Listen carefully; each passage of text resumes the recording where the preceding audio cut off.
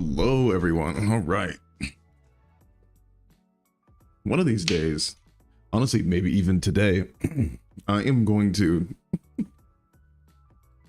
have us actually watch, like, because I was thinking about this, having us watch videos that won't get copyrighted. Because for those who don't know, YouTube's copyright system is freaking terrible. And it's like the bane of my existence, and my entire channel is built around YouTube copyright. So, hello, Donald. I want to at some point. There's a lot of like user-generated content on YouTube. Hello, Miniman. There's a lot of user-generated content on YouTube that I think is really, really good. Specifically like a lot of horror stuff. And now there's definitely other stuff than horror. There's like an entire cottage genre of content creators who've made stuff on YouTube. And a lot of that material isn't content copyrighted. Because they purposely want people to be able to spread it, because, you know, it's like small time creators, small, medium, sometimes even large creators making content that they want like out there. And I would be able to watch that on stream and basically almost do like a dialogue dive, or just like a storytelling dive on what I think are really well constructed stories and narratives, kind of like real-time editing advice. So I'd be able to point out things that I'd like, things that I think could be done better. And you guys could see me kind of like in real time to see if like my chops are up to snuff. If I can predict things that are happening, or tell you guys like what's going on with the writing. It's just finding things that, again, won't get the stream or my channel sniped, because I'm turning the streams into videos. I have not posted them yet. I'm going to be downloading all of them basically later tonight. Oh, and let me fix this. I'm gonna be downloading them tonight, and then posting them probably starting tomorrow, because I want to have the stream content act as like little segments, so like 5 to 10 minute segments on like the second channel. So if you guys want to see that, or if you haven't seen the streams before and don't want to sit through like an hour-and-a-half stream, they'll be titled and segmented, because I'm trying to basically like get more one-on-one content with you guys, and obviously that's what like the stream is for. So but yes, and no, Blood wasn't just talking to himself. There's, you know, always people in here for me to like talk to, and again, these streams get posted, people can watch the VOD. So yeah, Donald, I may be the minority, but after watching Deadpool and Wolverine trailer has me concerned with the TVA in there. Oh, that's another thing I need to do is actually watch the whole trailer all the way through. I saw like the first like minute and a half. So I actually need to like watch that, because yeah, if the TVA is in there, that'll be interesting. Golden Age, Avatar: The Last Airbender, or Full Metal Alchemist? Well, I'm gonna kind of cop out. Do you mean Full Metal Alchemist or Full Metal Alchemist Brotherhood? Because if it's just Full Metal Alchemist, then Avatar: The Last Airbender. It's almost not close. The worst parts of Avatar: The Last Airbender, I think, are still just as good as like the average episode of the regular FMA. And the reason is because obviously they're both so good. But if you mean Brotherhood, then I'm going to take Brotherhood over Avatar: The Last Airbender. Now, which one do I think I'm going to have a better time talking to people with? Oh, probably Avatar. But if I had to pick one, yeah, Golden Age. If it's Brotherhood, then I'm picking Brotherhood. It's literally only because it deals, I think, with weightier subject material that I appreciate more now as an adult. I can go with Brotherhood. If I was a kid, I'd probably do Avatar, but as an adult, I'm thinking of Brotherhood. Max, thank you. That was a very fun video to make. I'm probably actually going to rush to make another one, so I'm going to be gone from I'm going to be busy basically from Wednesday night of this week to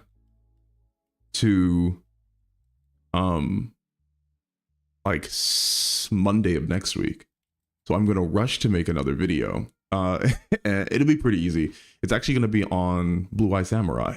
and episode 5, because if you haven't seen Blue Eye Samurai, it is a really, really good episode. Like a phenomenal episode of television and animation that almost like completely recontextualizes the entire main plot.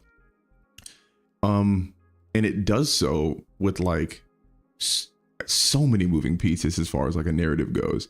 So there's like the A plot happening, which is like the main storyline, and then there's the flashback kind of like B plot happening, which is all coinciding with things happening in the A plot. But then there's like kind of the C plot, which is a story that directly relates to both the flashback and the A plot. So there's like 3 plots going on, A, B, and C all together at once. And each one kind of like works together in tandem. And I'm not going to spoil things for people who are either watching the stream or watching the VOD that's made from the stream. But Blue Eye Samurai handles, I think, flashbacks as about as good as you can, because I'm very averse to them. Typically, I think in narratives, flashbacks like are used as a crutch, because if we want to think about flashbacks as a literal kind of like thing in structured narratives, you have your main story, your A plot, and then if you're doing a flashback, by definition, you're literally stopping whatever you're doing on the main timeline, and you're stopping the narrative momentum there and going into another timeline. And it has to be used very sparingly and with great intentionality. And so without spoiling things, Blue Eye Samurai does that. And so I think my next video, hopefully that I'm going to finish by like Wednesday, is going to be on, you know, if I'm ambitious, it's going to be on how Blue Eye Samurai does what it does in episode 5. So, but yeah, so that's hopefully when I do. But I love that little video. It was really fun. It was, you know, those little 12-minute videos I can pop out pretty fast, and they're relatively easy to make for me. But also, again, just like I love what I do, so very fun. Fern Rendon, hey, quick cue. I'm writing YouTube vids, but I use the word "and" too much. How can I get around that? I mean, the very pedantic answer that I could give, or not pedantic, I guess like again, cop-out answer might be just like use "and" less. I mean, off the top of my head, if you notice you're using a word like too much, just Control F that word in your script and then go and see where you can consolidate stuff, because usually "and" obviously means you're combining things together. So just literally remove "and" from your manuscript using Control F in as many places as you can, and then while you're writing your script, watch your use of "and" or just like any word in general that you feel like you're using too much. So that way in the moment you can also kind of correct yourself too. But also think like, am I really using "and" too much? Like, who told you that? Like, was it your own recognition, or was it like someone in your audience? Like, I think filtering through the criticism is a big thing with, you know, creating scripts and whatnot, because we are our harshest critics. So Donald, I think you asked about Metro. I'm going to start Metro. I'm trying to figure out whether to get it on my PC, or if I should just download it or get it for my PS5. And I'm probably going to do that like after I finish this most recent manuscript that I'm supposed to do. So I probably won't be able to get to it till next week, because again, I'm going to be out of town for so long, but hopefully soon, because I know you very much want me to go through that. And I'm looking forward to it. Man, I know you asked about, so how do you feel about All-Star Weekend? Honest to God, I haven't been paying attention too much to All-Star Weekend. I saw that like Kai Cenat, I think, was in the celebrity game, which, you know, is cool. This is probably the least I've been invested into All-Star Weekend in a very long time. I didn't even watch like the All-Star game today, mainly because I think most of my interaction with the NBA now is me just watching highlights. I haven't watched like a full complete NBA game since last year, when the Lakers went to the semifinals. Yeah, that was like the last time I watched a full game, because like, honest to God, it's just like so soul crushing to watch us suck. that I just want to catch the highlights. We were pretty good at the beginning of the year. But I will definitely go back and rewatch like the celebrity game, and the All-Star game. I don't even know who won the 3-point contest. I don't know who was in the 3-point contest, or the dunk contest. Like I literally know nothing about it. So I will have to, I think, if anything, I'm subconsciously saving the content for myself so that I can have something to watch while I'm at the gym or like when I'm eating or something. Cause I'm like always watching something. If I'm not reading a book or like one of my manuscripts while eating or showering or going to the bathroom or on the treadmill or walking, I'm watching some type of TV show or, you know, something. Cause there's literally not enough time in the day for me to not to do the job I do. Max, some of the scenes that are in both FMA and FMA Brotherhood are better executed in the original. I haven't seen both of them. Well, I watched FMA Brotherhood over again, I think like 2 years ago. But I haven't seen the original in so long, so I wouldn't be able to comment on that because I just don't know. But I wouldn't be surprised. You know, the original does things, I think. I remember specifically it's Ed up against Greed, I'm pretty sure, and spoilers for a show that came out almost 20 years ago now. Oh my gosh.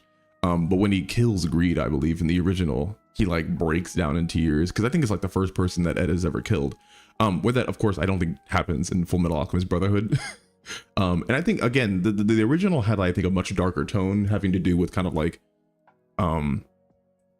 existentialism and like their lives and remorse and mourning and all that kind of stuff.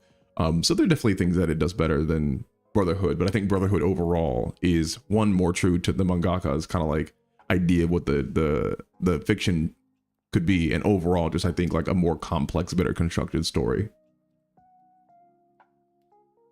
Golden Age thoughts on Riza X Roy from FMA Brotherhood. I mean, like, is that even? Well, if you're asking about like personally shipping, I haven't given much thought about it. Like, I don't know. Like, if anything, that's almost like an understood thing in the show. Like, I know they don't actually get together, but like they are effectively as romantic, I feel, as they know how to be. Both of those basically cops who are just constantly in, you know, line of fire, risking their lives, are pretty hard off.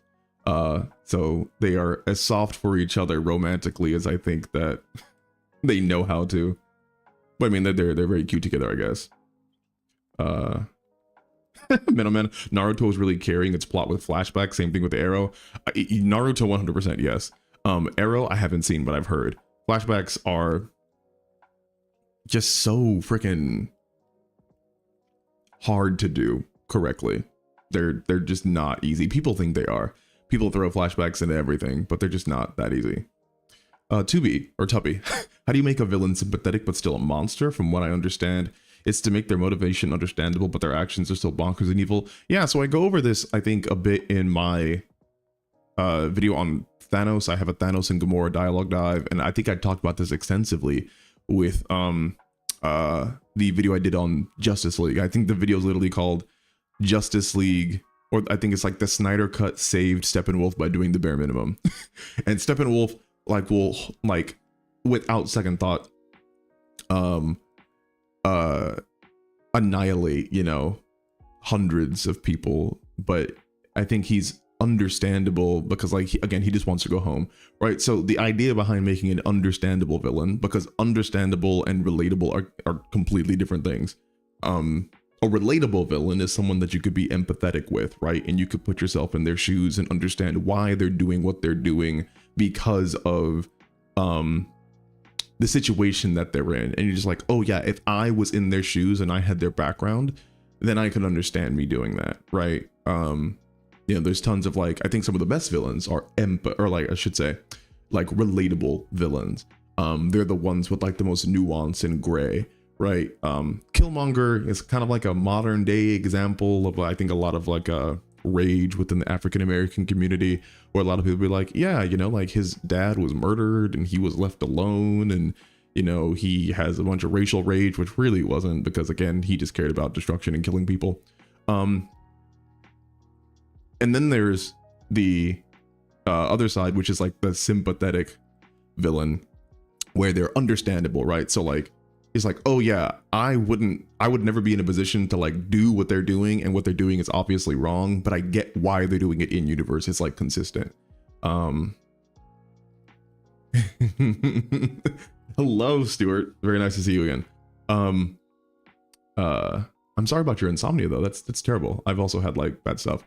But yeah, so like that kind of stuff. It's you make a villain where their motivations are understandable insofar as like it's internally consistent, and an audience or reader can be like, oh yeah, hey, I get why in their mind they're doing this, even though it's wrong. There's a logic to why it's happening.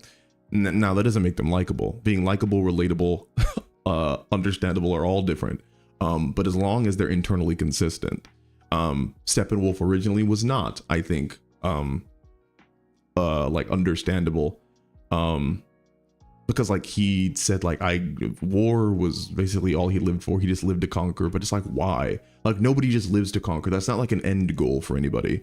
But in the Snyder Cut, he literally just wanted to go home, and that was his like goal, which is understandable. That like I can get behind that. So that's like the difference. Yeah, so like exactly, Max is like Joker. Joker is like purposefully not understandable. I think on some level, I guess he's likable because that's completely subjective. But you know, it's different because he's supposed to be a commentary on like literally like a force of nature type evil that you fight against on like a existential level, you know, like he's supposed to exemplify the craziness of humanity and kind of like our baser, more animalistic instincts, fighting against the very stoic and rules oriented Batman. So that's why he's, and again, like, so there's nothing that can't work in writing. You can't say that like, oh yeah, your villain has to be understandable or relatable or likable or anything like that. That's not how writing works. All you have to do is execute it correctly. That's why I always say, everything in writing comes down to execution. Literally anything can work. You just have to do it well enough. Yeah, Alexander the Great wept when he had no more worlds to conquer, right? So, Asha Gord, is a main character without trauma a boring character? No, there's tons of main characters without trauma that are not boring. I don't think, because if I were to take that, and this is how you can think about just like writing and kind of like narrative creation in general, especially when asking questions of either yourselves or your characters, think about the inverse, right? So a lot of writing to me is like math. Literally Superman is the first person I thought of where he's not necessarily boring. And I guess you could technically argue he has, like, depending on which comic iteration and background you want to accept, that he has trauma. But as far as like writing being like math, if you want to say, oh, does a character need trauma, or is a character without trauma boring? Then you would ask yourself, do I need trauma to find interest in a character? And I think you can answer that for yourself. And it's just like, oh no, like there's a character where they can have conflict. Now, I do think a character needs to want something or be pushed towards something or pulled from something, right? Like, I think that is an innate part of narratives. But I don't necessarily think that trauma, which is a very specific type of hurt and harm that a person endures, I don't think that's necessary for a person to be interesting, right? I think it could be very interesting, but it's not necessary.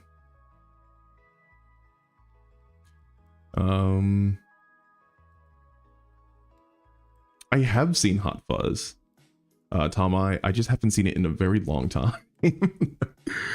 Let me see. I'm gonna read some of these comments. I'm going as fast as I can while still being as long and drawn out as you guys know me to be. Keith Lee is at the All-Star game. That's why, like, playing, I will literally look out for this comment. Playing oh no, he's at the All-Star game. He's not, okay, he's not playing in like the celebrity game. All right, that would be, I mean, not that I don't know much about Keith Lee, but the idea of like Keith Lee playing in the All-Star game for like just eating food and different, not that just eating food, you know, like I'm a guy who just talks about fiction, but sorry about geeking out like that, because like that, ooh.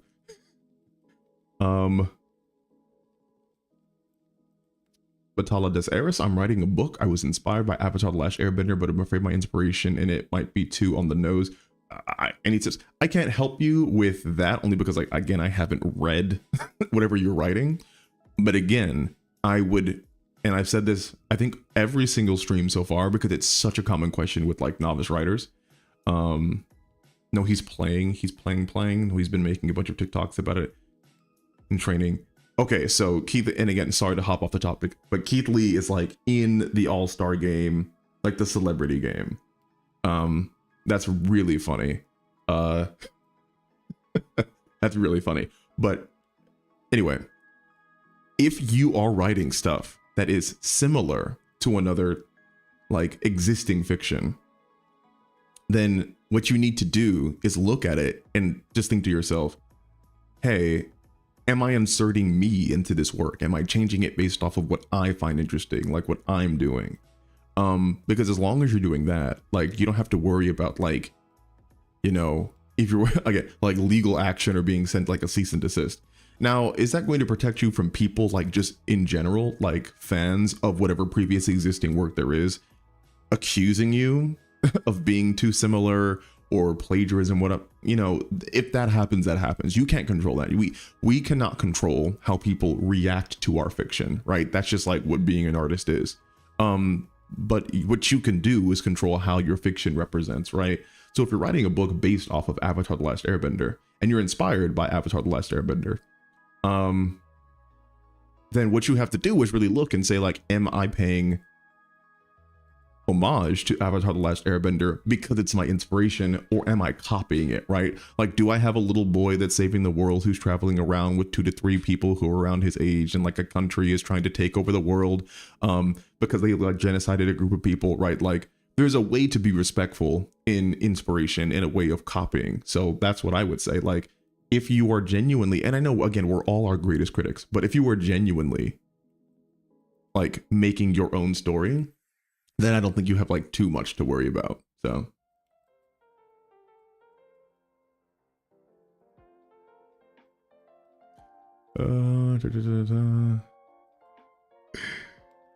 Golden Age, what do you want a live action Miles Morales movie to be about? I feel Spider-Verse, Insomnia covered a lot already. I don't even care enough about that is a bit of a leading question, because like literally I don't know if I want anything from a live action Miles Morales movie. Like, not insofar as that I don't care about him, but I just don't like specifically have an interest in anything that, like, off the top of my head could be an exploration specific to him as like a character, right? Now I'm sure there's a lot of stuff that can be done, right? Like, Spider-Man in general, I think, is one of those like fictions where like I don't have any expectations specifically, like critically, about what's like I want from something, because I've always just happened to like consume Spider-Man. I didn't ask for any of the reboots, right? Like, from a fan perspective, I was very happy with the Sam Raimi movies for what they were, and then we got another remake with the British guy who I can't remember, and then we got another remake, and then we got the animated movies. So I don't necessarily know if I want anything, but Spider-Man has been consistently really good. And whatever the British guy's name is, I thought those were good movies too, even though people hate them. Or I should say, I thought they were like entertaining. I had to go back and watch them because I haven't, Andrew Garfield, I haven't like seen those movies in so long that I may have to, like, you know, brush up on them again. But I don't necessarily want anything from Spider-Man. If it was a live action, I would just have to react to see if it's, you know, good. Bones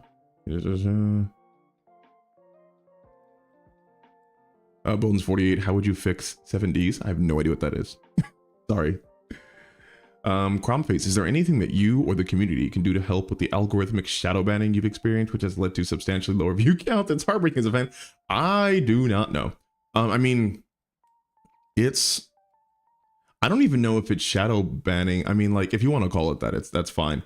But it's just YouTube being fickle. Like, and that's just like the name of the game.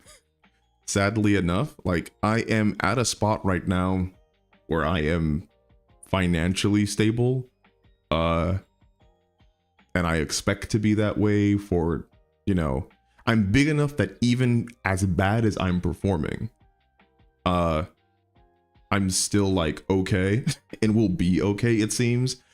Seven Deadly Sins. Oh, okay. Thank you, Bones. I will get to that, but I am, yeah, good enough right now that I will be able to continue going in the future. I just have to be selective, and I can't do everything that I want to do. Because I have to be, again, really judicious with the content that I choose to put out.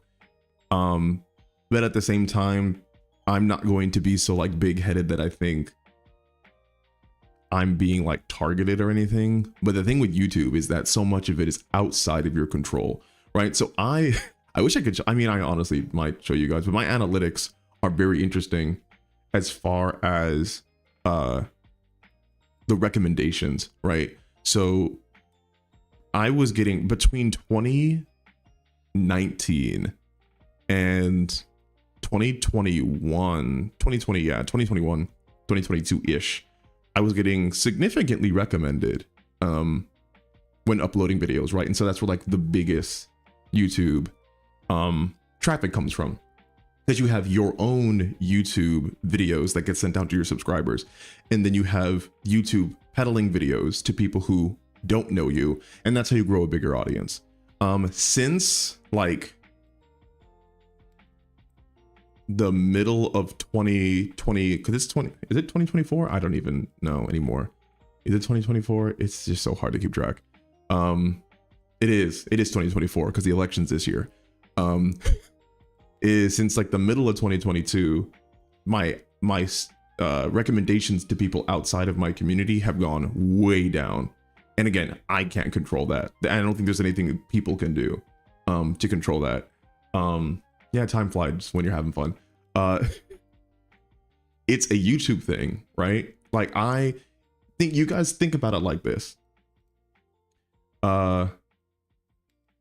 In the same way that it looks like I'm being wrongfully suppressed in my view counts and whatnot, or that you even may think it's like super unlucky or bad that like I've had nearly like 18 months to 2 years of low view counts. Think about it in the inverse, is like I somehow got like to 300,000 subscribers, or nearly 340,000 subscribers right now,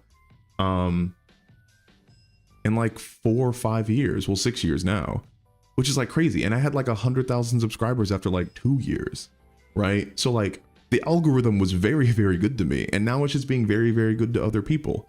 And I can't be angry that I'm in this position, right? I am just blessed every day that I get to experience what I do as this being my job. Now, am I doing everything in my power to try to get back to where I was? Because I think that on a certain level, sure, am I being like a little bit smothered?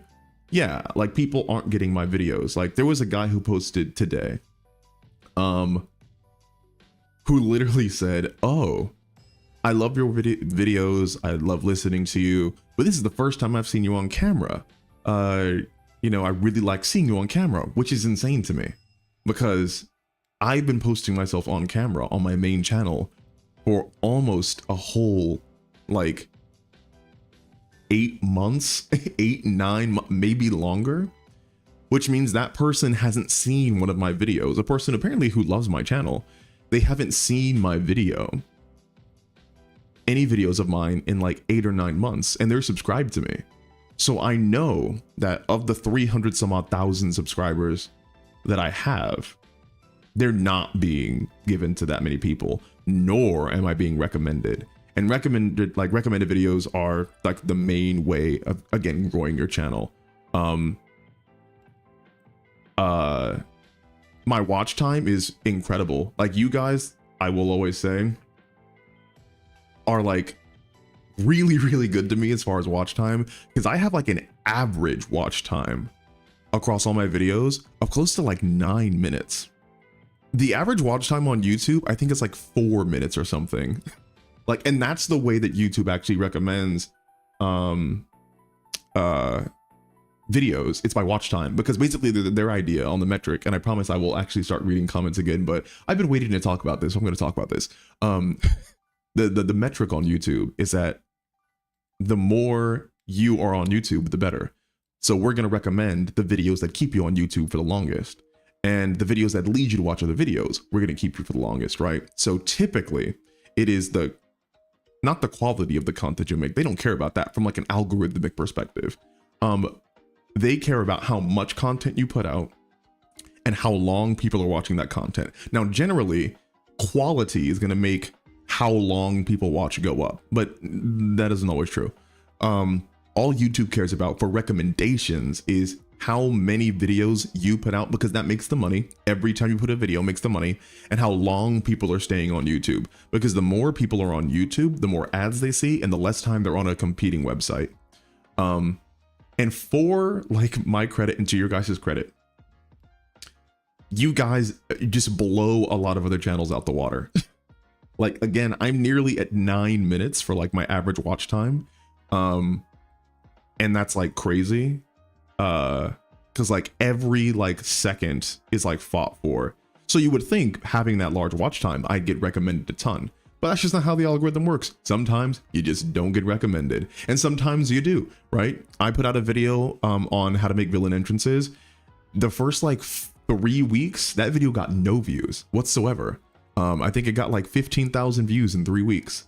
And then the next like 4 months, it got like 100,000 views, which again is still less than my subscribers. You would think I would be getting 300,000 views a video if I have 300,000 subscribers, or around there, right? But I don't. So I don't know if there's anything you guys can do. What you guys can do, if you really want to know, is not having anything to do with YouTube. If you guys really want to support me, and this is like, I know I've said this a million times before, but YouTube is fickle. I never know what my performance is going to be like on YouTube. Stuff like Patreon or like buying my books on my website, that is like the #1 thing you can do, because that is consistent money, and you guys have been really good for it too. Helping me on Patreon. My Patreon is almost at like $900 a month, which is like really, really cool. And I know that doesn't seem like a lot, like me living in California off of $900 a month. But it's like truly helped in a way that I don't think you guys like know. Now, if I could, it's still not enough for me to be like, to do anything that I want on YouTube. I still have to be, again, very careful. But if you guys wanted to help, it's like going there and signing up for like $2 a month, $4 a month. Like, it's even better than like doing super chats and stuff, even though I very much appreciate that too. But yeah, that's like how you guys can help the most. It's like buying my books, you know, like $5 that I get directly. And because YouTube takes like 50-60% of everything that I do. So that's the long drawn out answer to that question. Again, like, all you guys can do is watch, engage, do stuff like this. Go to Patreon, help out, click all my links and stuff. Go to savagebooks.patreon or whatever it's, you know, /Patreon. Because at some point, hopefully the algorithm will turn around, but you know, you never know. It could be a year, it could be 2 years. And that's why I'm trying to branch out, do other stuff, get my second channel up and running, upload to there more. Because I want to be able to continue to do this. It's a dream job. I don't want to have to go back to regular old work. So, but that's my spiel. I will go back to answering your guys' questions now. Like you, Donald, which TV series, film do you think best set the stakes for the main character immediately into the beginning of the story? I think when Gojo getting sealed in the Shibuya incident arc. So for me, that almost can't qualify because it's like so deep in. I want to think of like immediately, like the first opening minutes of a story. And I'm trying to think like off the top of my head, what started really, really good. I know there are things. Oh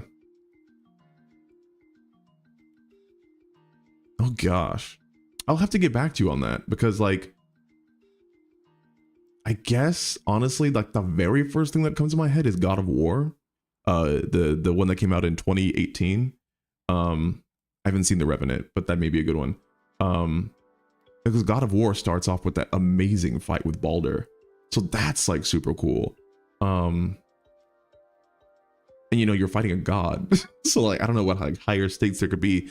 Baldur's Gate starts off, I think, with at least stakes wise, really cool.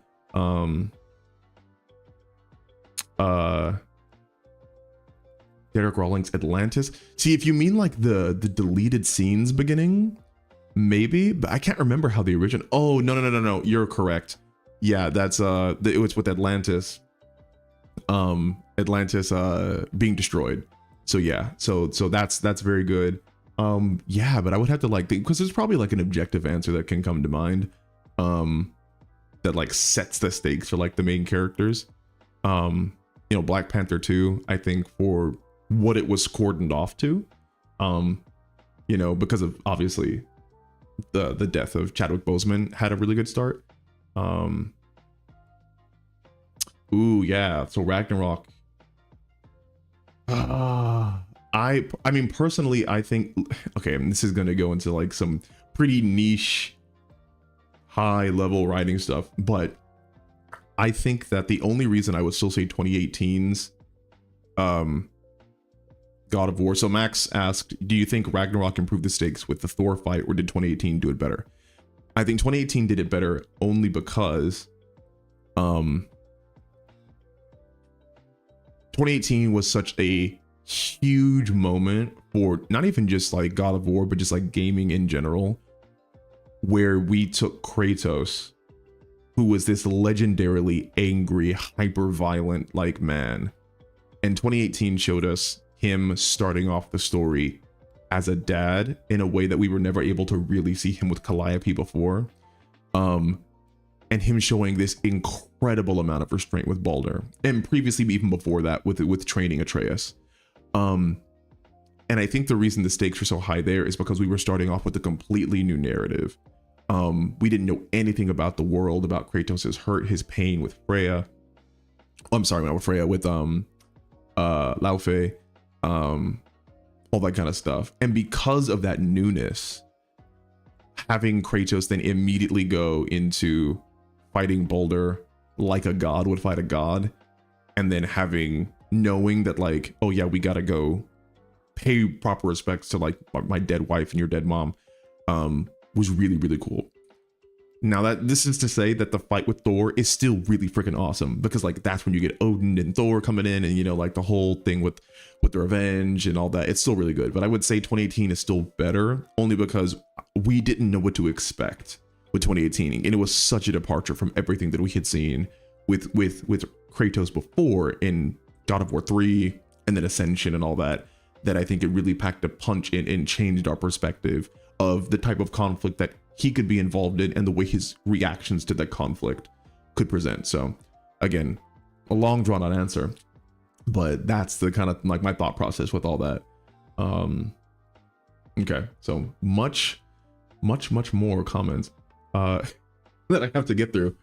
Let's see where I kind of left off.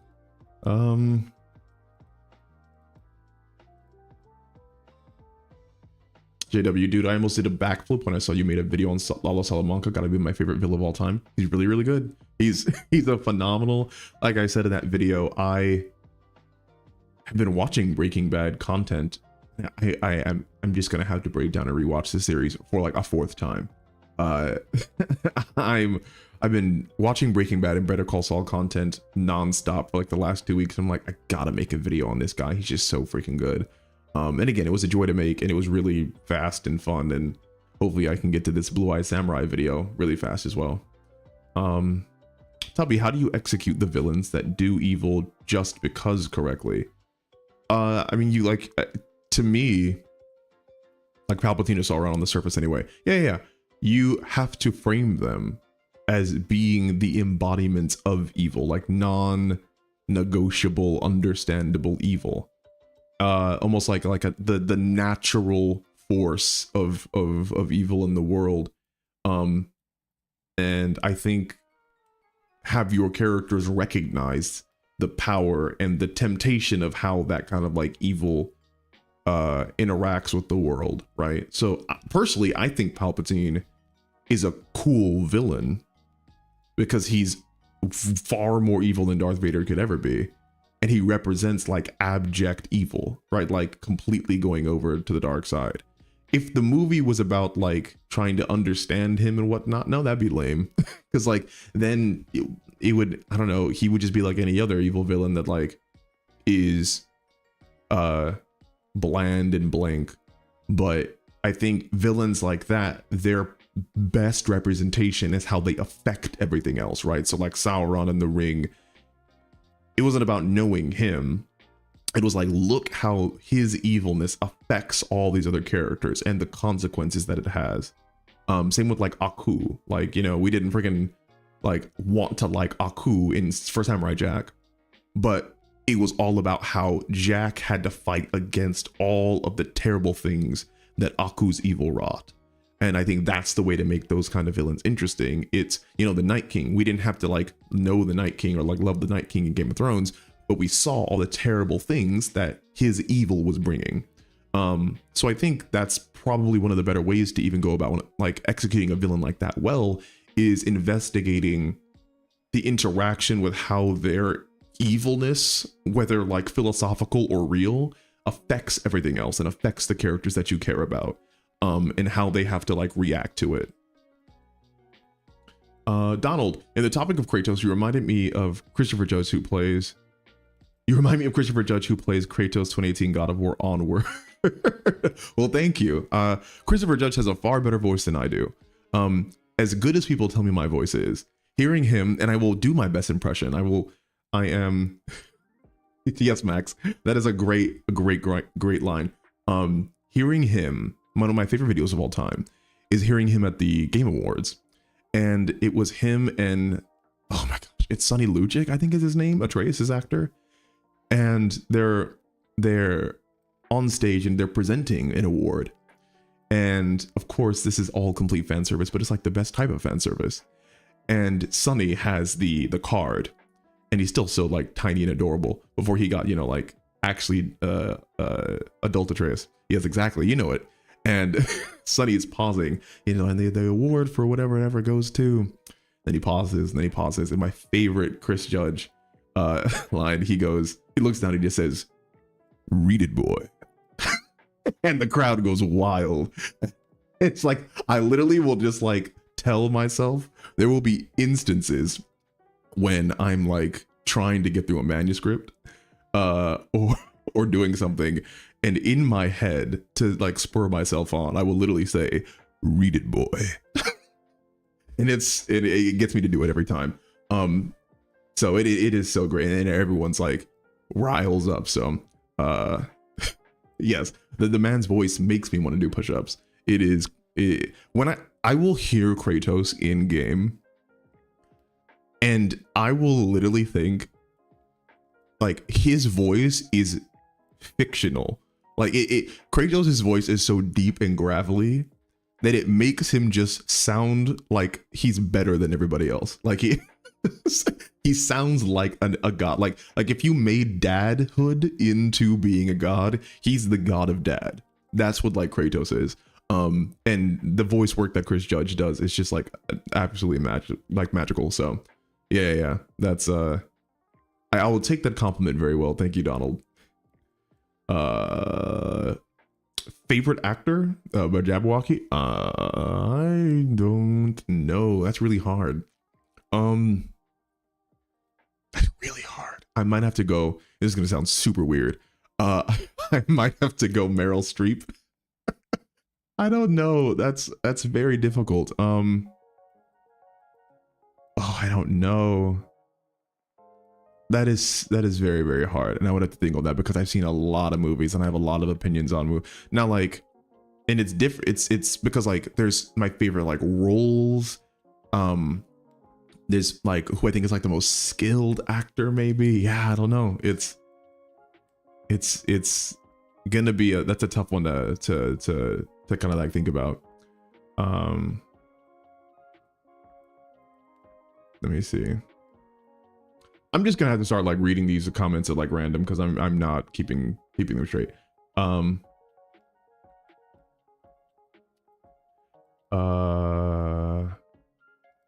Jack D. Cool. Hey, Savage Books. I love your writing videos. I deeply appreciate your video advising to write for yourself. That spoke to me. Yeah, it's I think that's something that people don't often think about. And thank you for watching. Thank you for supporting. But like, yeah, writing for yourself is the only thing that I think an author can like really do.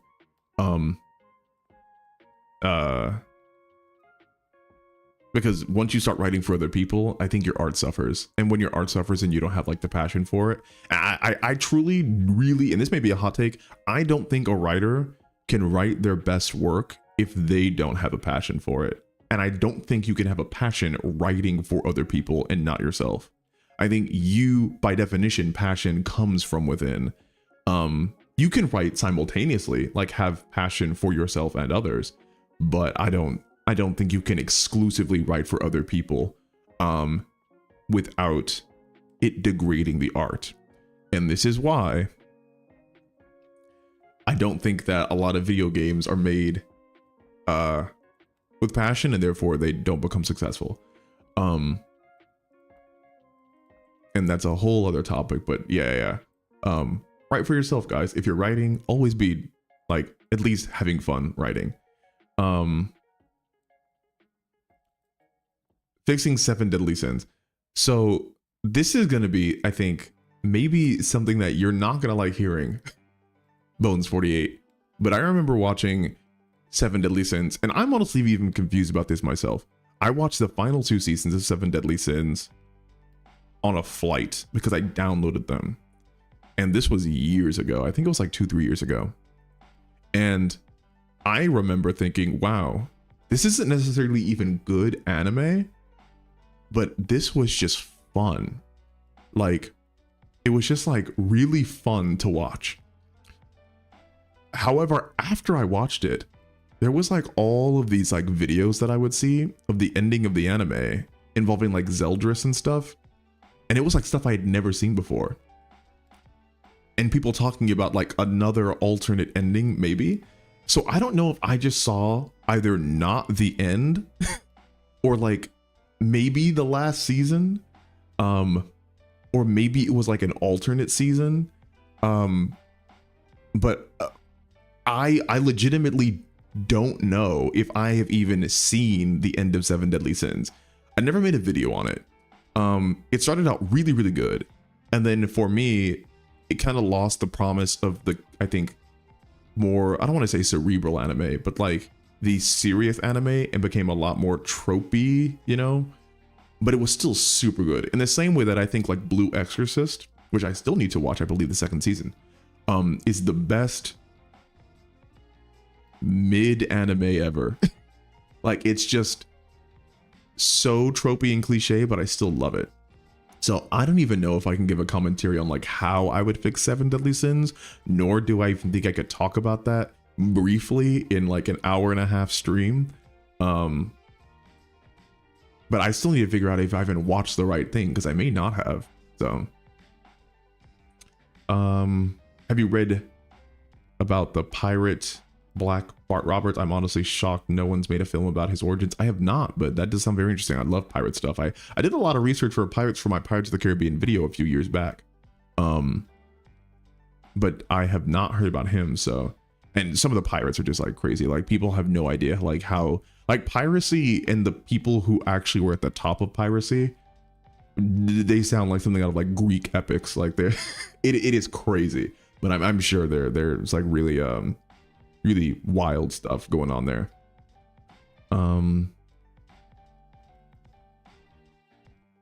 Kamoyemi, if you want me to kind of like go into more details, so you ask, so the influence of the evil on the story world can help contextualize how intriguing the evil actually is. So if we're going back a little bit, if we're talking about how just like straight evil, kind of like Dark Lord characters can still be made well and interestingly, the thing that has to be focused on isn't understanding the Dark Lord, right? Like, the Dark Lord character can't be treated like other characters in the story, because they are by definition like not understandable. No one in our world is ever going to meet or become a Dark Lord, because that's just not how people work. the Dark Lord's evil and pure evil characters become interesting, at least in my conception, because of how they affect the world and other people who have to either resist or fight against their evil, right? So a lot of Lord of the Rings, if we're going to talk about Sauron, is that the ring was kind of like Sauron's way of being inserted into the story to directly affect our characters, but it was the corruption that the ring brought. Lord of the Rings was not about trying to understand Sauron. Lord of the Rings was about making sure that the ring, first of all, didn't corrupt people and change them into something different before it was too late, and then getting the ring to Mordor, I believe, to destroy it, right? And so it's about making a story about evil's impact on characters we care about, because that becomes the conflict, right? It's like Palpatine, again, another like evil Dark Lord character, and Voldemort, right? All of their evil was about how it impacts and influences characters that we are invested in. Like Steppenwolf's evil wasn't about that in the original, and there's tons of other villains that I can go into, but I just talked about this kind of like off the top of my head. Steppenwolf's villainy and evil wasn't about that in the original Justice League, right? A bunch of Marvel villains evil isn't about how evil's influence is. Now, granted, I will say there's not like a lot of Dark Lords in Marvel, but there are some. But as soon as you start treating a Dark Lord character as if just like an obstacle to be overcome, that's when you get like really boring, dumb villains. Evil characters like that have to make characters change and fight and like be in conflict and resist temptation and fight against like corruption, either internally or externally. Because if you don't, then it's just like a one-note punching bag that has to be moved out of the way before the good thing can be engaged with. And that's like a really boring thing. That's the whole thing with like, you know, like the White Walkers. It wasn't the fact that the White Walkers were really bad, don't get me wrong. But the whole thing about the White Walkers is that their evil and destruction caused people to have to come together and put aside their differences to fight against them, right? Like the wildlings who hated the Night's Watch, like had to flee and be like, hey, we don't want to die. We are being affected by this evil so much that we are going to put aside hundreds of years of prejudice to ally together to fight against this thing, or, you know, die trying, right? It was, we have a bunch of Dothraki coming over, people we think were like, you know, savages. We have Essosi, and we're going to fight against this thing because the evil is forcing us to confront things about ourselves and changing the world around us, right? So that's like what I'll say to that. It's about like these objectively evil Dark Lord characters shouldn't be investigated themselves to be understandable, nor should they just be like, again, a singular obstacle and that's all the conflict that they represent. They should be used as almost like a lens for how to look at how their evil affects the world and changes the characters that reside within your setting. So I hope that makes sense at all. Donald, in funny Christopher Judge moments, getting back to that, it still gets me how he said, all right, I get it. No 8-minute speech like last year, but in fact, my speech was actually longer than last year's Call of Duty campaign. Yes, Christopher Judge, and I will talk about this a little bit. Because anytime you guys can distract me with video games, so I can impress upon you just how much of my life is completely dictated by video games, I will take the bait. But again, I think that hi Bebop. I think that video games right now are just like, they're just squeezing every, like greedy companies are squeezing every last drop from gamers that they can, because again, we've been such a loyal captive community. Skull and Bones is another perfect example. Skull and Bones came out and it was, I think, hailed as, and maybe this is a meme, maybe it's not, but it was hailed as the first like quadruple A game. I don't know what that means, but I'm guessing it cost a lot of money to make. And they've been making it for what, like 8 years now, by Ubisoft. And the crazy part is, Ubisoft made, possibly to me, the best pirate game ever made. And they made it in 2013. And it was Assassin's Creed Black Flag. And And for them to take 11 years as a gap between Black Flag and Skull and Bones now, and for Skull and Bones to be not only not as good as Black Flag, but seemingly significantly worse, it all comes down to, oh, they were making this for money. They were making this as a live service game where you get continual content updates and you pay for continual content updates, from what I know. And it's like all in service of profit rather than previous game generations, again, before the internet came into a lot of stuff, were made for the gamer. And there's still games made for gamers, but like a lot of games are not. They're just made for profit. And whenever, again, you incentivize profit over art, that's when the art suffers. And I will never get off my high horse about this. So a few people have asked about the Kame House. There's actually not much of a story behind it. I am a Dragon Ball fan, but I'm nowhere near like as much of a fan to proclaim it just like out in public. Because I've not seen any of Dragon Ball Super. I don't watch like that much Dragon Ball, like at all. But I do like Dragon Ball Z, and Dragon Ball GT. GT was like the end of my kind of like engagement with Dragon Ball.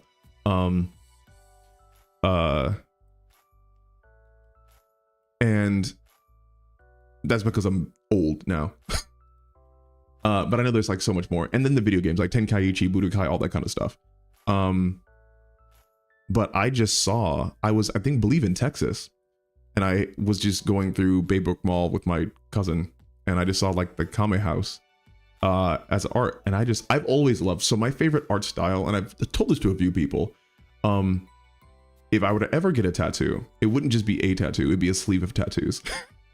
And it would be a sleeve of tattoos on my arm, and it would be a video game logos and icons.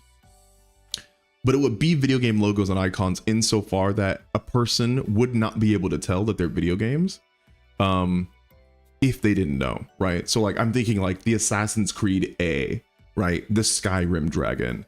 Oh gosh, you know, like Kratos' axes from, or I'm sorry, his Blades of Chaos from God of War, an Ultra Ball, you know, that kind of stuff. Like it would be, it would seem like a visual collage of a bunch of different stuff that you could appreciate, I think, just from an artistic perspective of, oh, that's like a cool sleeve of like tattoos.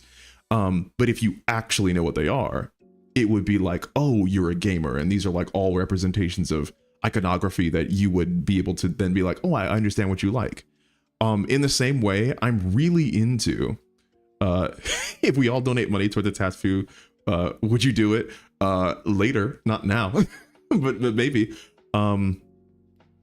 But I am really, really into just as an artistic expression,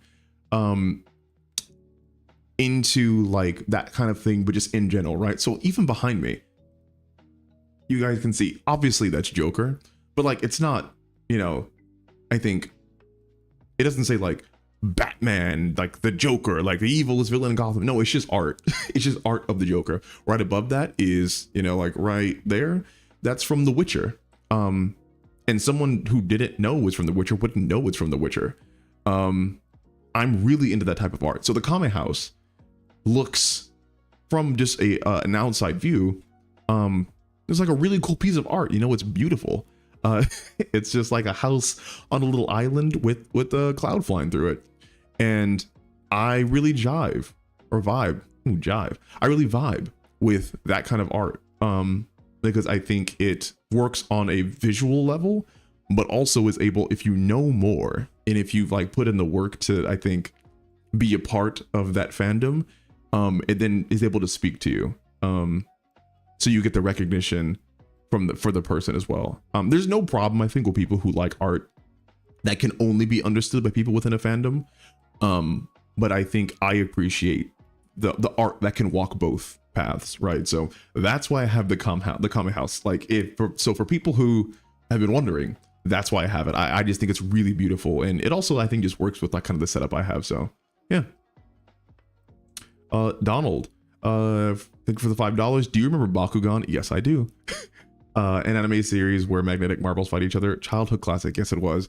I remember Bakugan. I remember, oh gosh, Bakugan, Digimon, Pokemon, Beyblade. Yeah, I remember friggin' all of like, I remember all the Digimons. My favorite Digimon was the one with oh gosh. And now I seem like a fake fan because I'm forgetting, but it's it's Guilmon, I'm pretty sure. Who I think like throughout the series I had like little action figures of this one. Who evolves into like Gallantmon, which is like a giant knight Pokemon, but in his small form, he's a dinosaur. But yes, Donald, I do remember Bakugan. I never really got that far into Bakugan. I got into Beyblades, and I had Beyblades, and a lot of the kids in my school had Beyblades that we like actually played with. But I didn't get into Bakugan that much. So, oh, and then Yu-Gi-Oh! Yes, so I have never talked about this, but I used to be super into Yu-Gi-Oh! Like a problematic amount into Yu-Gi-Oh! Like an encyclopedic knowledge into Yu-Gi-Oh! I used to be like national or like globally ranked because I played on like the DS. Back when they had like online battles and stuff like that. I remember like climbing the leaderboards and stuff. It was a problem. I never went to like tournaments because I didn't have the interest about going, but I played Yu-Gi-Oh! Nonstop. Like, and I had memorized thousands of cards. I have not played since, and I've lost a lot of that knowledge, but it was it was a problem. That was my obsession. Like a huge part of my childhood was Yu-Gi-Oh! So anyone who likes that, you're cool to me. Yu-Gi-Oh! 5D's intro still hits me nostalgically. I got off the Yu-Gi-Oh! Train right after GX. GX was the last Yu-Gi-Oh! I did, and I absolutely loved it. I don't know why I stopped. I think maybe I was like, the train is gonna go off the rails because it's going too fast and I love it too much, so maybe I jumped off. But that was so good. I loved everything about GX. It was so bad, but it was so good. All right. I'm gonna go back. So, Jack, cool. Your Teen Titans video touched me on how to craft a sympathetic villain by showing their transformations into a crow monster. I think that Infinity Train Season 3 took this concept a step further. I've not seen Infinity Train, but thank you about that Teen Titans video. That was another, I think, like labor of love that I was able to do. I think that was my last dialogue. No, my last throwback breakdown, I think, maybe. And that was really fun. That was like the video where I got to talk about reverse engineering, which I think is like my favorite thing about writing. Starting with your end first and then like going back and making everything fit together. So I'm glad you enjoyed it. I really liked it too. Let me see.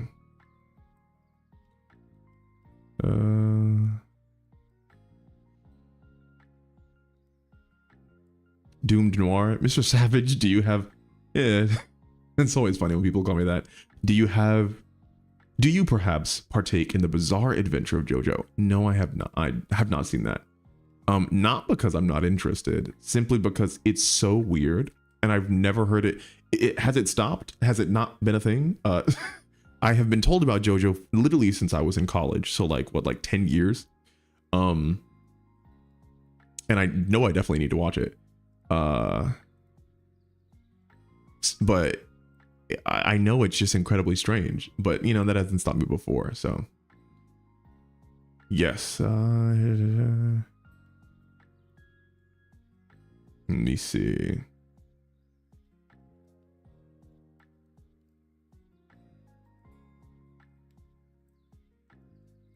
Did the music stop? It's eerily silent now. No, the music should still be going on. Golden Age. What is the best cartoon intro theme? Mine might be Samurai Jack or Ben 10.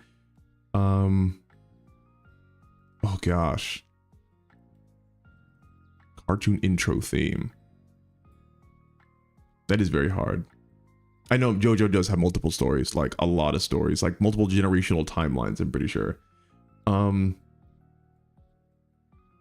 Oh gosh, you might be right with Ben 10 and Samurai Jack, because I think I can literally remember the lyrics and like the words from both of those right now. Samurai Jack, for people who don't know, was my favorite show growing up, mostly because of nostalgia with my dad. He would watch every episode with me. Oh my gosh, let me see if I might actually be able to recite the whole thing right now. I probably can't. Long ago, oh my god. Oh my gosh. It's like long ago in an ancient land. Oh my gosh. I know it was before the final blow was struck. I tore put a portal in time and flung him into the future where my evil is law. Now the fool seeks to return to the past and under the future that is Aku. I don't know the part before that. I don't know the part. All I know is literally it's just before the final blow is struck, and that's like seamless to me. Long ago at an ancient past, Aku, the ancient master of evil. Yeah, like I can't do it, but it's yes, I am a fake Samurai Jack fan. But no, yeah, I wish. I mean, but again, that shows I haven't seen that show in probably like 15 years, but I still remember it. So it's probably, I mean, Ben 10's a close one. I mean, maybe SpongeBob has the best opening theme. I think just by like nostalgia. But yeah, that's hard. That's a really good question. Now that I think about that, because there's a lot of, I mean, if anime counts, then there's a whole bunch of anime that have really good opening themes. I will literally listen to like the Full Metal Alchemist Brotherhood, the complete soundtrack discography at the gym. It's like 40 minutes of maybe 22 minutes, I think, of like intros. I think Bleach is the one with like 40 some odd minutes of intros. Yeah, it depends like what you mean by that. Danny Phantom is also really good too, but I think Samurai Jack's still better. Ooh, Teen Titans, yes. I also thought of Powerpuff Girls. Powerpuff Girls had a really, really good intro. That I also, I think, almost can remember all the words too. But I cannot. I would have to literally hear it started and then I could do it. Let me see. Yes, I made the live stream. Hi, Tim. And again, I'm gonna have to like scroll back to see. I should like, let me see. Is there a way to like mark? No, there's no way to make mark comments. Oh, did I just mess this up? Oh, no, I didn't. Did I? I might have messed this up. I did not, no. All right.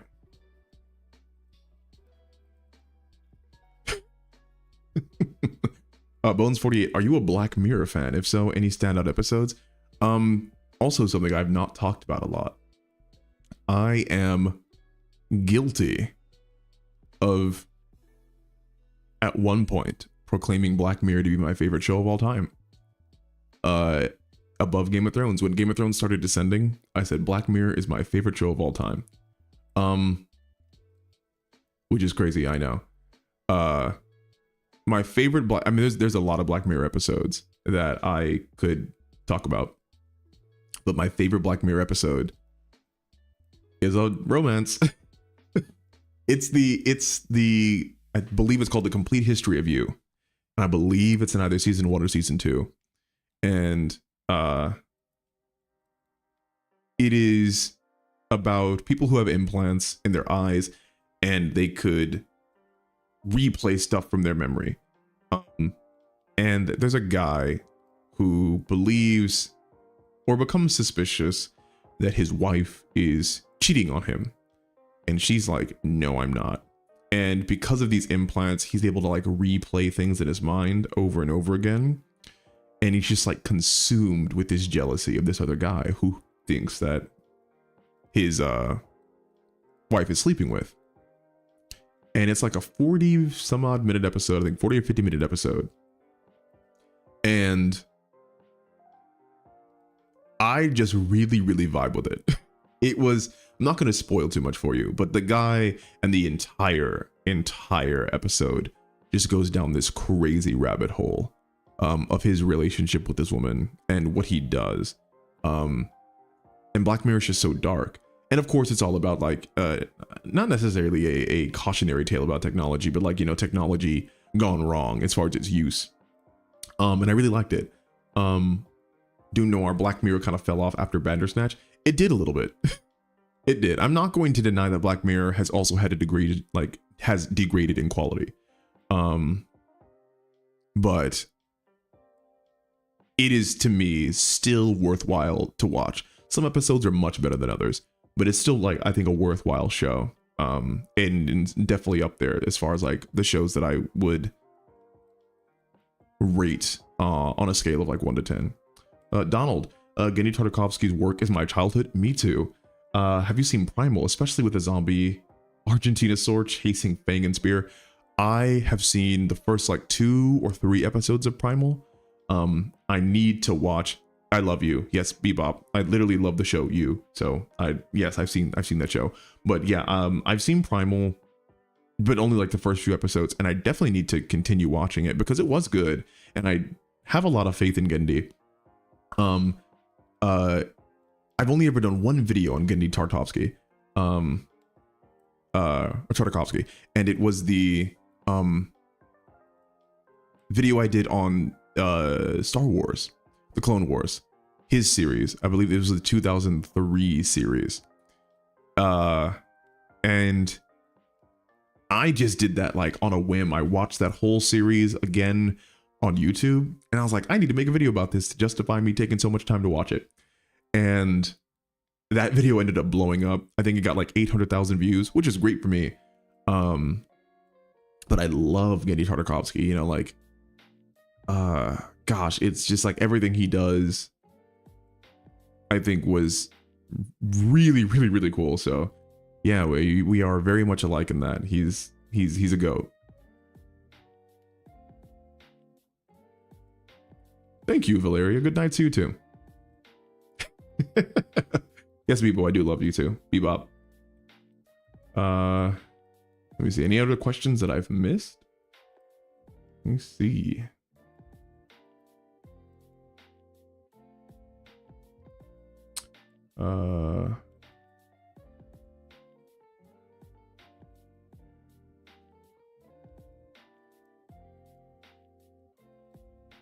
Let me see.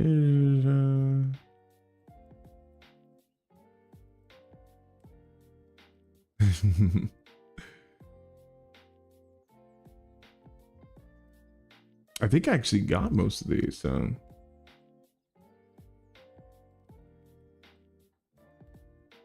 Oh, well, actually, no, I did not.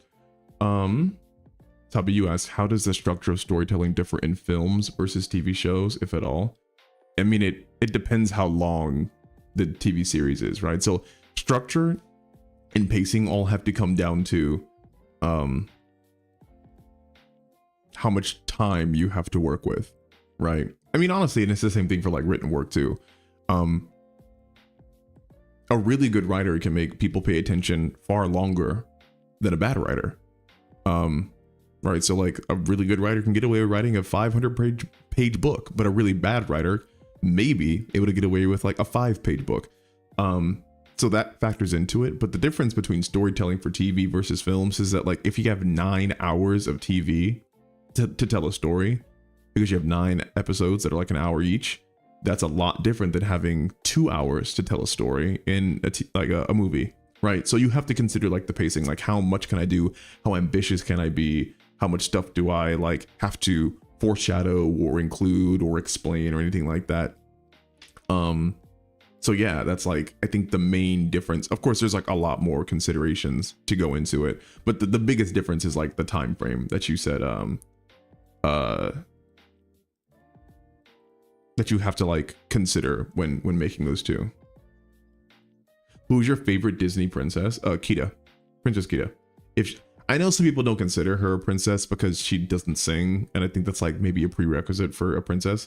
But that's stupid. Kida is a princess who literally becomes a queen in Atlantis. So she's my favorite. Now, if she is not available, I guess it's well, my favorite princess to make fun of is Merida, because me and my friends have this joke where we just only make fun of Merida, by her saying it's just me boo. Merida doesn't sing too. Interesting. I never noticed that. But yeah, it's Moana. And I've talked to great extent about my love for Polynesian islander culture, and so Moana like fits into that.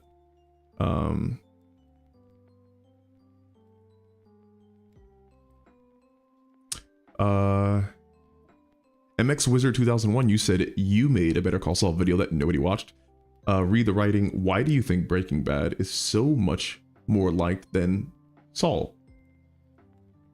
I don't think it's unless I'm missing something.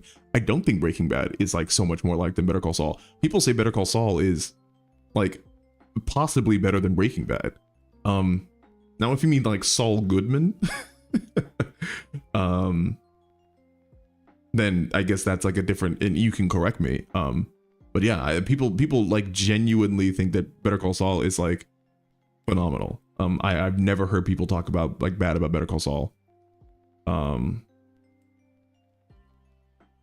Doom Noir, I wouldn't say Better Call Saul is much better than Breaking Bad, but it's just like, you know, Vince Gilligan had more time, I think more skill by the time he was making Better Call Saul than Breaking Bad. And he had actors who were already well seasoned in their positions and roles, and everybody knew the fiction so well about that time that I think like it was just poised to be better from like the ground up. But I don't know if it was like significantly better, simply because again, these are two of the best shows ever made. So Max, what's something you believe a pilot has to accomplish? I finished the script yesterday and I'm wondering if I left too many opening threads that give no closure to anything. The literal only thing that a pilot has to accomplish is to instill interest in a reader insofar that they want to continue with the material. And that is the most vague thing that I could say, but it's the only true thing I could say as like an answer to that question.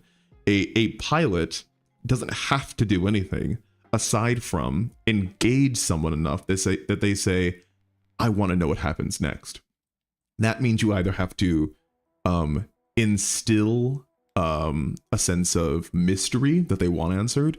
You have to invite a conflict that they want to see resolved, right? They have to be invested in a character maybe to want to see them succeed, right? There's multiple different ways to make someone want to move on to the next installment of whatever your fiction is. But that is, and really like, if we want to talk about like specifics, like a pilot is technically different than like the first episode, but you know, I know what you mean. A pilot needs to be enthralling enough so someone wants to continue. And there's multiple different ways to do that. And I don't know like how your pilot is structured or like what like the content, obviously, because I haven't read it, but you would need to get feedback from beta readers to see if they would be interested in continuing reading based upon what the content of your pilot is. Because that's the only thing that actually matters for like a pilot, right? Kamayemi, did you see the trailer for the new Iwaju animated? I do need to see that. I've been told about it. Set in a futuristic Lagos, Nigeria. Yeah, I really do. I need to watch that because that seems to. I am all about Afrofuturism. It's super cool. I love it. Oh, I just saw they canceled Disco Elysium 2 and zombified like 33% of their staff. That is so sad. I didn't even know they were making a Disco Elysium 2. I just started playing that game a few months ago, like right around November, and I haven't finished it. But like, oh my gosh, that's so sad. Because Disco Elysium, for people who don't know, is like a landmark RPG game, like lovingly made, with far too much dialogue. And I say far too much as like, not that it's bad, with like an unreasonable amount of dialogue. An immersion that comes from it. That's really sad. I'm sad to hear that. Have you ever talked about Ghibli movies? I don't think I have, but I think will in the future at some point if I find, because Howl's Moving Castle I think is a really cool movie. As of course, you know, Spirited Away. But one of my favorite movies, or one of my favorite videos on YouTube, is by Captain Christian, who made a video on Ghibli's use of sound, which is really, really cool. Oh, ownership disputes, dang. And I would almost feel pressured to make a video that's as good as Captain Christian's video if I were to make one on any Studio Ghibli film. So that's probably why I'm secretly probably subconsciously intimidated. But at some point I will, because they're really good. So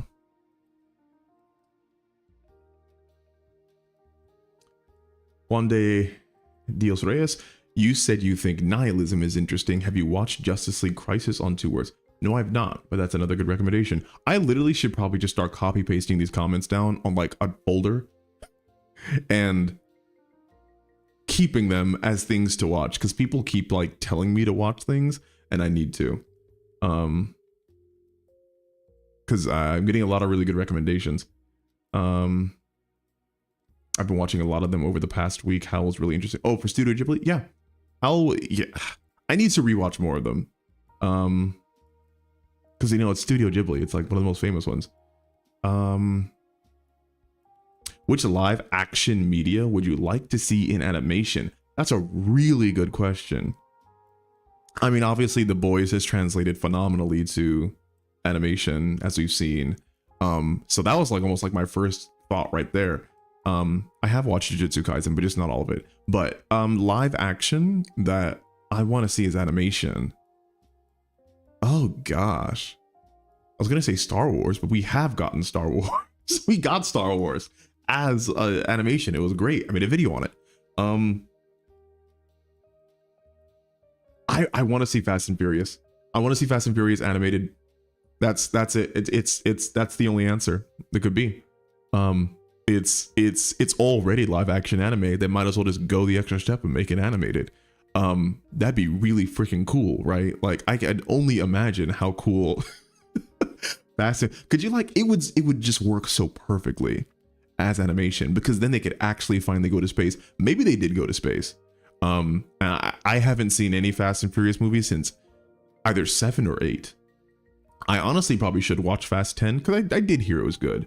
But yeah, that would be 100% hands down. That would be the movie or visual material that I would see like as animation, 100%. Donald Deluxe, thank you for the 20. Mulan has the best songs in the Disney 90s Renaissance.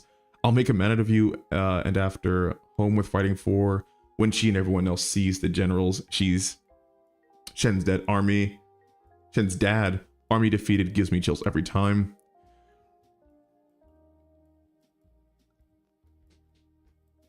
I'm trying to think.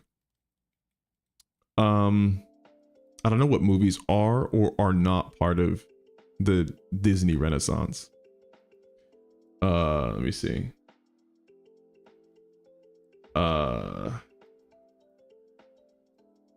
Guys, start listing off movies or stuff that's part of the Disney Renaissance, because okay, Tarzan, Little Mermaid, Mulan,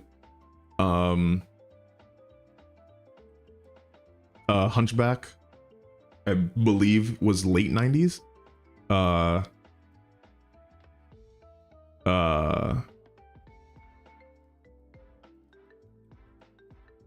Because Hellfire is my favorite Disney song of all time. Toy Story. Yes, Toy Story. Hellfire from Hunchback is my favorite Disney song of all time. The next is Savages, which I think is ironically one of my favorite movies or songs, just because of how insane it is. Hercules, yes. I don't know which movie has the best overall soundtrack. That's hard. That's the best songs in the Disney 90 Renaissance. I don't know. There is one individual song, I think, in each of the films that I really like, but I don't know if there's, I don't know.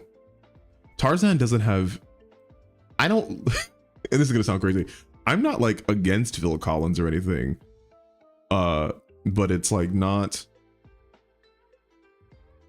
it's not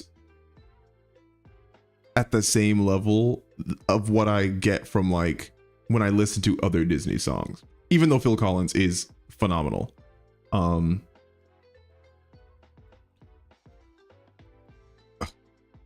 Hellfire literally,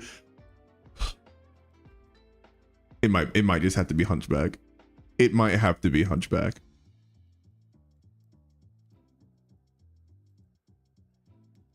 Oh wait, okay, this is gonna sound crazy. So Hunchback has my favorite songs, but Lilo and Stitch has my favorite soundtrack. And this is going to sound like the dumbest thing you guys have heard. But I listen. Imagine this. I am like 6'3", 230 pounds at the gym, covered in sweat in like a gray tank top. Lifting like 230, like benching 230 pounds. If not more. I haven't benched in so long. I can't even remember the number. But like maxing out machines and stuff, because I've maxed out a lot of the machines at the gym, which is becoming a problem. And while I'm doing this, I am listening to Lilo and Stitch. Like I'm listening to Hawaiian Roller Coaster Ride and Hemele no Lilo. I am listening. I am like doing the most like aggro masculine stuff while listening to like little girls sing about like dancing in like the Hawaiian Ocean. I love the Lilo, and you would like never know it because like my face is just like stone cold the entire time. But I love that soundtrack. Yes, Hawaiian Roller Coaster Ride is phenomenal. I cannot put anything above that. Now, are those like actual songs?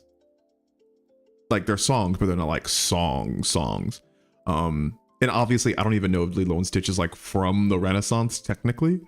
But as far as a soundtrack for that entire movie, yeah, that's like far and away it's Lilo and Stitch.